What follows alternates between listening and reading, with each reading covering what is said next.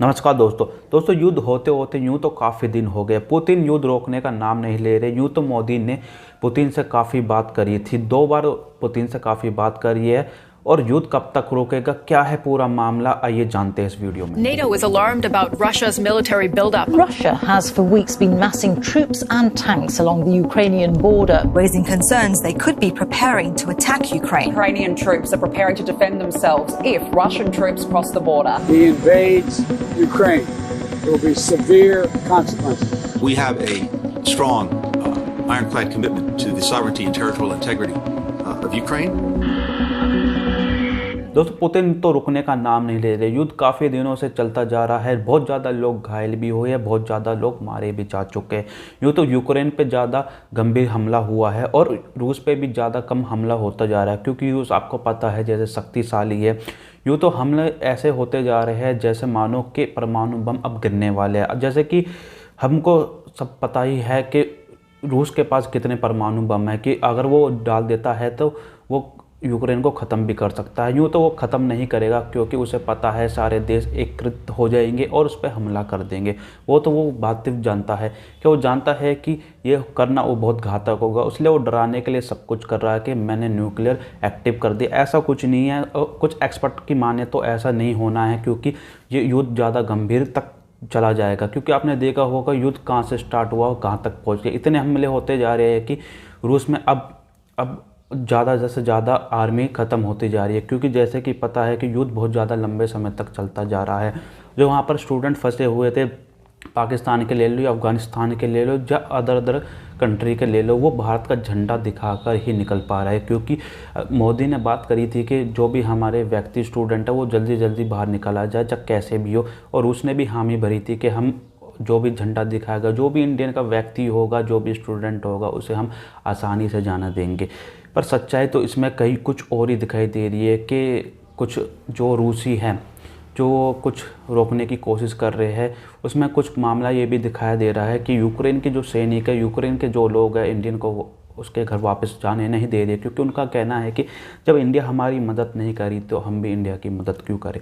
जैसे कि मैं आपको बता दूं कि मोदी ने कहा है कि हम बहुत ज़्यादा कोशिश करेंगे। इस पर हाई लेवल की मीटिंग भी हो रही है, जैसे कि अमित शाह से लेकर गृह मंत्री तो राजनाथ से लेकर मीटिंग चल रही है कि हम स्टूडेंट को कैसे वापस ला जा सके। और जैसे कि मैं आपको बता दूं कि बहुत ज़्यादा व्यक्ति 3000 से भी ज़्यादा स्टूडेंट हमारे देश वापस आ चुके हैं और कुछ विमान भी वहाँ पर जा रहे हैं, यूक्रेन में उतर रहे हैं। जैसे लेटेस्ट खबर ये है कि तो यूक्रेन में लगातार हमला होता जा रहा है। जैसे कुछ बिल्डिंगें उतारती जा रही है, जो परमाणु जो वहाँ पर बना हुआ था, वहाँ पर जो कुछ प्लांट बने थे, वहाँ पर हमला करा गया था जोरदार से कि आग के बबूले उड़ चुके हैं, जो बहुत धुआं उड़ चुका है। कुछ दमकल की गाड़ी आई थी आग बुझाने के लिए, पर वो भी बुझ नहीं पाई क्योंकि इतनी ज़्यादा आग थी। युद्ध है बहुत लंबा खिंचता जा रहा है। इलेक्शन भी पूरे ख़त्म हो गए, पर युद्ध ख़त्म होने का नाम नहीं ले रहा। पता नहीं कब तक आगे तक ये युद्ध होता जाएगा। ऐसा लग रहा है कि युद्ध रुकने का नाम नहीं है। इसको युद्ध को रोकने का एक ही इलाज है कि आपस में बातचीत करें। और दूसरी इसमें महत्वपूर्ण मुद्दा है कि पेट्रोल के दाम भी ज़्यादा बढ़ गए हैं और गैसों के दाम भी बढ़ गए हैं। महंगाई पर बहुत ज़्यादा फ़र्क आएगा, क्योंकि वहाँ पर बहुत ज़्यादा तेल की होती थी, गैस की पाइपलाइन थी जो यूक्रेन से होकर जाती थी, वो पाइपलाइनें बहुत डैमेज हो गई है।